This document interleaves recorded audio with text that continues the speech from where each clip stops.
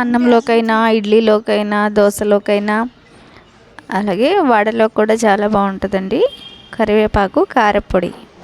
Hi అండి, అందరూ ఎలా ఉన్నారు? ఈరోజు కరివేపాకు కారపొడి చేద్దాము. ఇది చాలా హెల్తీగా ఉంటుందండి. హెయిర్కి, ఐస్కి కూడా మంచిది కరివేపాకు. కానీ పోపులు వేస్తే పిల్లలు తినకుండా పడేస్తూ ఉంటారు కదా, అలా కాకుండా ఇలా పౌడర్ చేసి వేసుకుంటే చాలా మంచిది. అది కూడా పడేయడానికి ఏమి ఉండదు. కాబట్టి అది ఎలా చేయాలో చూసేద్దాం రండి. చాలా ఈజీ ప్రాసెస్. దీనికి ముందుగా ఏం చేయాలంటే ఒక కడాయి పెట్టుకోవాలి.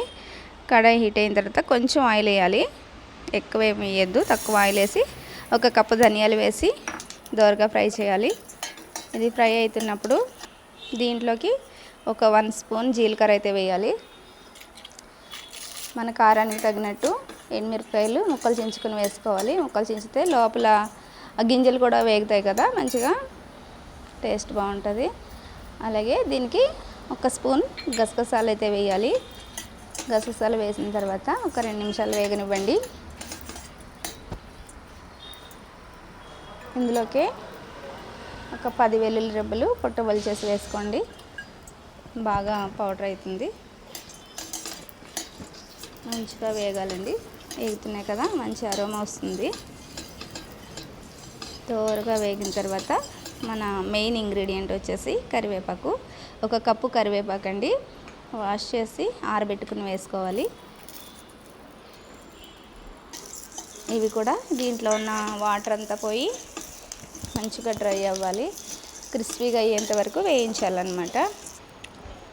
చూసారా, మంచి కలర్ వచ్చినాయి, బాగా వేగనివి. దీన్ని కొంచెం చల్లారనివ్వాలండి. దీంట్లో రుచికి సరిపడగా సాల్ట్ కూడా వేయాలి. చూసారా, ఆ కరివేపాకులో ఉన్న పచ్చి అంతా పోయి మంచిగా అయింది. ఇప్పుడు దీన్ని బాగా చల్లారనిచ్చి పౌడర్ చేసుకోవాలి. మనం చింతపండు ఏమి వేయట్లేదండి, చింతపండు కూడా వేస్తారు. నేను చింతపండు వేయకుండానే చేస్తాను, బాగుంటుంది టేస్ట్. ఇవి ఇప్పుడు మిక్సీ జార్లో వేసుకొని మొత్తం మెత్తగా పౌడర్లా చేసుకోవాలి. అంతేనండి. వేడి వేడి అన్నం పెట్టుకుని అందులో ఒక 2 స్పూన్లు కరివేపాకు పొడి వేసుకుని కాస్త నెయ్యి తగిలించి ఒక్కొక్క ముద్ద కలిపి తింటుంటే బాబా భలే ఉంటుందండి. నచ్చిందా?